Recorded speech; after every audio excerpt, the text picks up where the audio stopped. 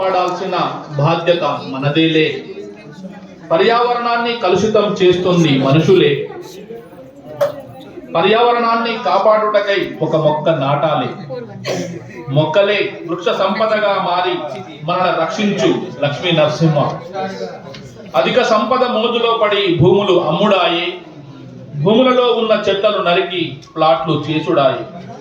కొండలు కోనలు గుట్టలు ఏమీ లేకుండా త్రవ్వుడాయి. పర్యావరణమే ఇలా పలు విధాలుగా దోషమాయి. నేడు పల్లెలు కూడా పట్టణాల లెక్క మారబట్టే కదా లక్ష్మీ నరసింహ. భావితరాలకు మనం ఇచ్చే సంపద ధనము కాదు. వృక్షాలు నరికేసి ముందు తరాలకు శాపం కారాదు. రాబోయే జీవజాతి జగములో ఇక కనిపించదు. మనకు జన్మనిచ్చిన భూమాత మనల క్షమించదు. అందుకే మేలుకో మానవ, ఒక మొక్కైనా నాటు లక్ష్మీ నరసింహ.